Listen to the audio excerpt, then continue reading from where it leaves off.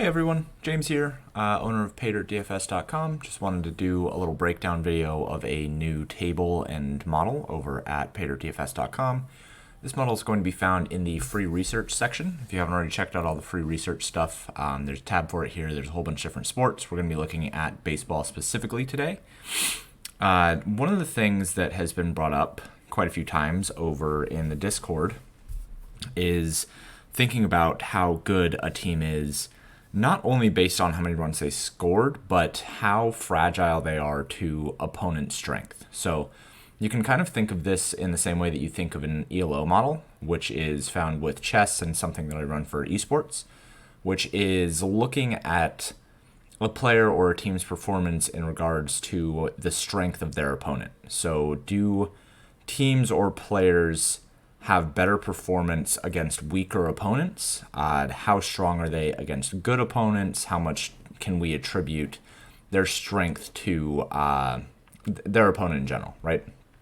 As we're thinking about it for baseball, the idea was, okay, we have teams that are able to perform very well or are scoring a lot of runs or are not scoring a lot of runs, but how much of that is attributed to how good their opponent has been in the recent sample? So a lot of this has come from that kind of conversation, and it's something that I kind of wanted to flesh out. And so that's what this new model is.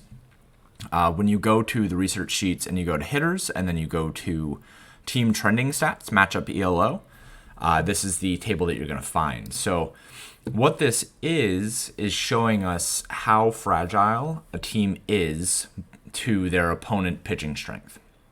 So that's what you're going to find here in these R2 to opponent columns. This table also has average score last 5 games, average score last 10 games, as well as their trending score, which is a formula based on their average scores in the different thresholds.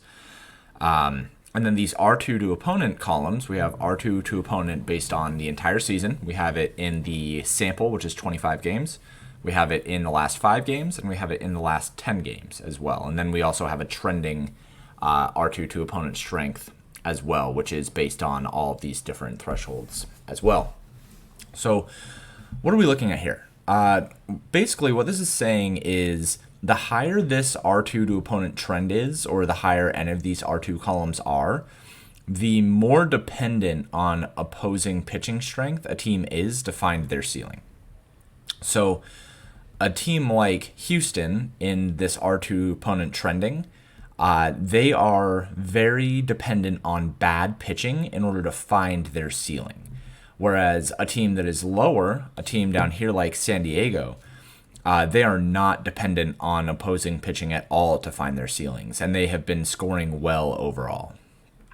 So Houston is a team that you likely would not really want to use in GPPs unless they were up against a weak pitching opponent, which of course they're in cores today, so they're a very good play overall. But when they're facing good pitching, they end up scoring significantly less than their averages would tell you. And when they're facing bad pitching, they tend to score more. They're very fragile to the opposing pitching. So another thing that I like to do with this is sort by trending score. So Chicago is a team that is trending very, very well right now. They're scoring quite a few runs. And then also look at, in regards to their trending score, what their R2 to opponent trend is. So a team like Boston, for instance, their trending scores are pretty good, are pretty strong overall.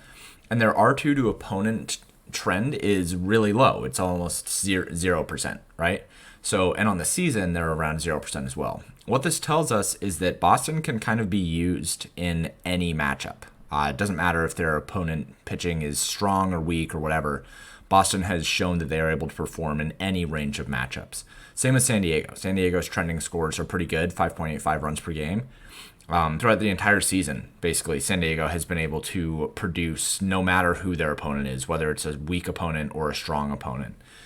In fact, as a negative number, they have been worse against bad pitching and better against good pitching overall. So a team like Houston, on the other hand, Houston is still performing pretty well, but a lot of what they have been able to accomplish has been based on picking on weak opponents and on weak pitching staffs. So another thing, and the last thing that I'll kind of show off here, is if we sort by trending score for lowest to highest, looking at Pittsburgh, obviously not a very good team, we can find and kind of pick on teams with any form of pitching, right? So with Pittsburgh, their R2 to opponent is only 13%, which is pretty low. So we can use any pitcher against Pittsburgh. Like, good pitchers and bad pitchers alike are going to be able to find success against a team that is trending very, very badly and is not fragile to the opposing pitching strength. New York is in a similar vein right now. Not quite as bad, 3.62 trending runs per game, but 13% R2 to opponent trend. They just have not been a team that pitching has mattered. They've just been bad overall. The New York Mets are an interesting one where they have been relatively bad, only 3.99 runs in the trending score, but have also been very fragile to pitching. So if there's a good pitcher going up against the Mets, we expect them to do very badly. If there's a bad pitcher going up against the Mets, then we can expect them to perform significantly better. So looking at things like that can be something that you add onto your process, and this is something that I'm sure I'm going to be talking a lot about in the Discord, which is, of course, free to join as well. So that I just wanted to talk through this a little bit, do a little bit more video content. If you guys are interested in this or have questions about it, feel free to come ask some questions in the Discord. I'm always happy to answer. If not, I hope that you guys crush out the rest of the baseball season, and I will talk to y'all on Twitter. Thank you so much.